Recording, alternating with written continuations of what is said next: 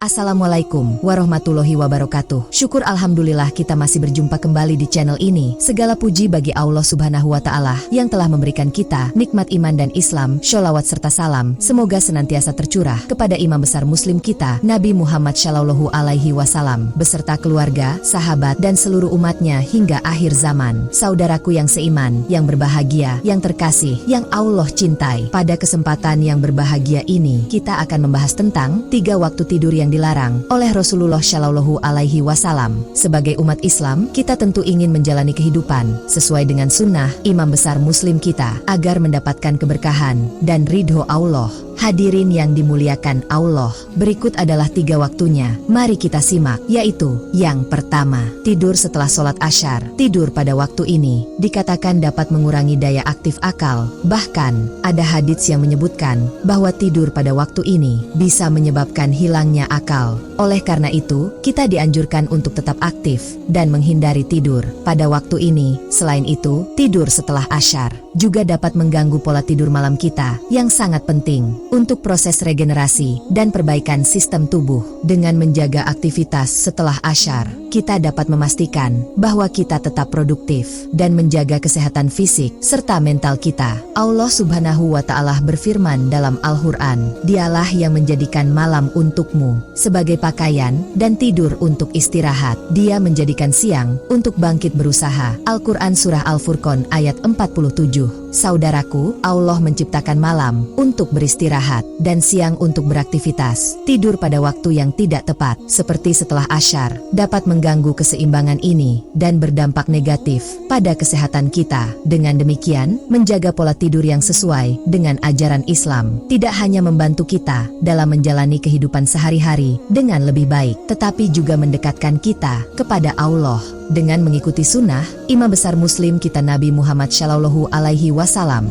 Berikutnya yang kedua, tidur setelah sholat subuh hingga terbit matahari. Rasulullah Shallallahu Alaihi Wasallam melarang tidur pada waktu ini karena dapat menghalangi seseorang dari mendapatkan berkah, rezeki dan umur. Waktu pagi adalah waktu yang penuh berkah, di mana kita dianjurkan untuk memulai aktivitas dan mencari rezeki. Rasulullah Shallallahu Alaihi Wasallam bersabda, "Ya Allah, berkahilah umatku di waktu pagi mereka." Hadits riwayat Tirmidzi. Ini menunjukkan betapa pentingnya waktu pagi. Dalam Islam, Allah berfirman dalam Al-Quran, "Dan katakanlah, Muhammad, bekerjalah kamu, maka Allah dan Rasul-Nya serta orang-orang mukmin akan melihat pekerjaanmu itu, dan kamu akan dikembalikan kepada Allah yang mengetahui yang gaib dan yang nyata, lalu diberitakannya kepada kamu apa yang telah kamu kerjakan." Al-Quran Surah At-Taubah ayat 105. Sahabat beriman, Allah memerintahkan kita untuk bekerja dan berusaha, terutama di waktu pagi yang penuh berkah.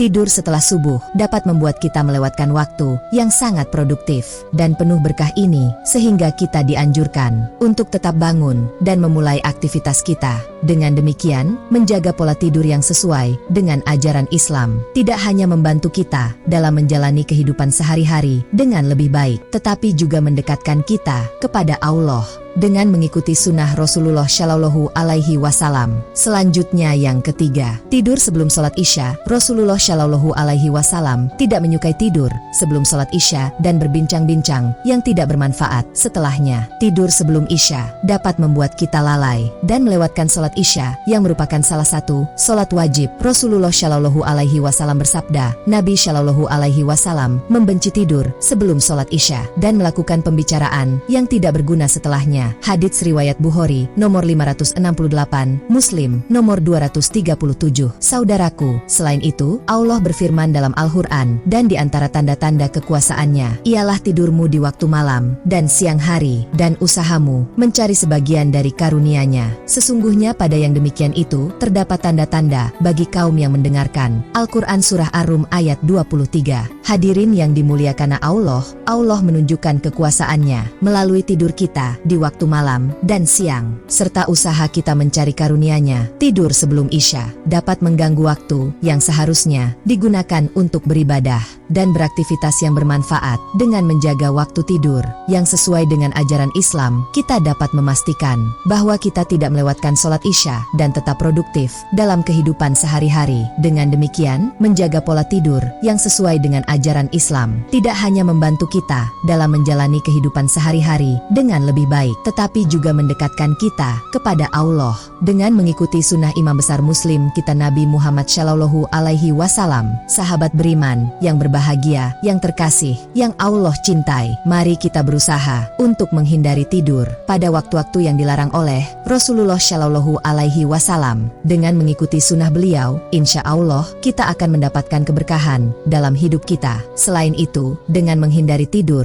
pada waktu-waktu tersebut, kita juga dapat menjaga kesehatan fisik dan mental kita. Tidur pada waktu yang tepat membantu kita untuk tetap produktif, fokus, dan bersemangat dalam menjalani aktivitas sehari-hari. Dengan demikian, kita dapat lebih optimal dalam menjalankan tugas dan tanggung jawab kita, baik dalam pekerjaan, keluarga, maupun ibadah. Sebagai umat Islam, kita harus selalu berusaha untuk menjalani kehidupan sesuai dengan ajaran Rasulullah Shallallahu Alaihi Wasallam. Menghindari tidur pada waktu-waktu yang dilarang adalah salah satu cara kita untuk mendapatkan keberkahan dan ridho Allah. Dengan menjaga pola tidur yang baik, kita juga dapat memberikan contoh yang baik kepada keluarga dan orang-orang di sekitar kita. Hal ini akan membantu menciptakan lingkungan yang lebih sehat dan harmonis. Selain itu, dengan mengikuti sunnah Rasulullah Shallallahu Alaihi Wasallam, kita juga menunjukkan rasa cinta dan penghormatan kita kepada beliau yang telah memberikan teladan terbaik dalam segala aspek kehidupan. Hadirin yang dimuliakan Allah, izinkanlah saya mengucapkan doa untuk menutup tausiah kita hari ini. Ya Allah,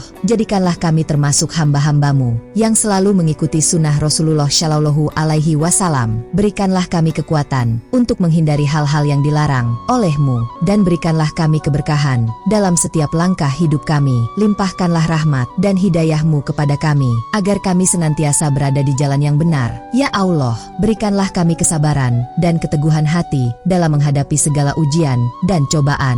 Jadikanlah kami hamba yang selalu bersyukur atas nikmat-Mu dan senantiasa berusaha untuk meningkatkan keimanan dan ketakwaan kami kepadamu. Amin ya Robbal Alamin. Demikian tausiah yang dapat saya sampaikan. Semoga bermanfaat bagi kita semua. Mohon maaf atas segala kekurangan. Jika ada kata-kata yang kurang berkenan atau terdapat kesalahan, itu semata-mata karena khilafan saya sebagai manusia. Semoga Allah mengampuni kita semua dan menerima amal ibadah kita dalam setiap langkah hidup kita. Mari kita niatkan untuk selalu berbuat kebaikan dan menjauhi segala bentuk kemaksiatan. Dengan demikian, kita berharap agar Allah senantiasa memberikan rahmat dan hidayah-Nya kepada kita. Mari kita selalu berusaha untuk meningkatkan kualitas ibadah kita. Sholat, puasa, zakat, dan berbagai bentuk ibadah lainnya adalah sarana kita untuk mendekatkan diri kepada Allah dengan melaksanakan ibadah dengan ikhlas dan penuh kesungguhan. Kita berharap agar Allah menerima amal ibadah kita dan memberikan balasan yang berlipat ganda di akhirat kelak. Mari kita juga berusaha untuk selalu berbuat baik kepada sesama. Rasulullah Shallallahu Alaihi Wasallam mengajarkan kita untuk selalu bersikap baik dan membantu orang lain